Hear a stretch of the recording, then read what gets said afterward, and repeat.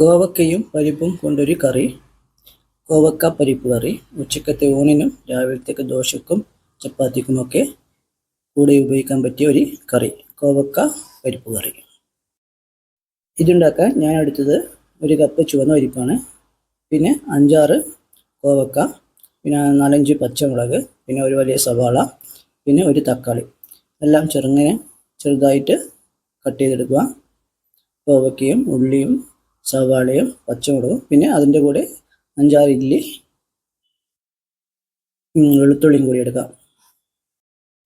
ആദ്യം ഒരു കുക്കർ എടുത്ത് അതിലേക്ക് നമുക്ക് പരിപ്പിടാം.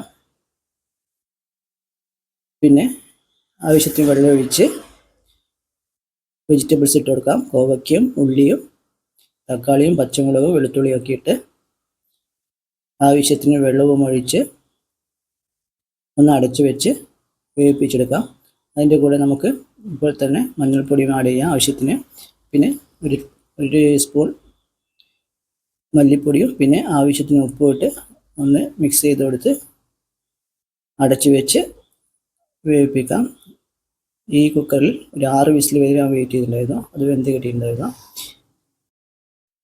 ഒരു പാത്രത്തിൽ കുറച്ച് വെളിച്ചെണ്ണ എടുത്ത് അത് ചൂടായി വരുമ്പോൾ അതിലേക്ക് കുറച്ച് കടുകിട്ട് അതിൻ്റെ കൂടെ 4-5 വറ്റൽമുളകും കുറച്ച് കറിവേപ്പിലയിട്ട് ഒന്ന് മൂപ്പിച്ചെടുക്കാം.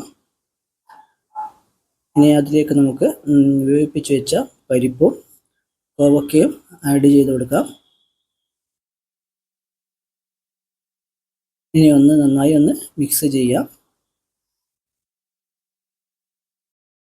ഇപ്പോൾ നമ്മുടെ പരിപ്പ് കോവക്ക കറി റെഡി ആയിട്ടുണ്ട്. ഇത് നമുക്ക് ചോറിൻ്റെ കൂടെ നല്ലൊരു കോമ്പിനേഷനാണ്. നിങ്ങൾക്ക് ഈ വീഡിയോ ഇഷ്ടപ്പെട്ടാൽ എൻ്റെ ചാനൽ ഒന്ന് സബ്സ്ക്രൈബ് ചെയ്യുക. എൻ്റെ FB പ്രൊഫൈൽ ഒന്ന് ഷെയർ ചെയ്യുക, ലൈക്ക് ചെയ്യുക. എൻ്റെ വീഡിയോസ് ഒന്ന് ഷെയർ ചെയ്യുക, ലൈക്ക് ചെയ്യുക. അടിപൊളി കറിയാണ് ഈ കോവക്ക പരിപ്പ് കറി. എല്ലാവരും ഒന്ന് ട്രൈ ചെയ്ത് നോക്കുക.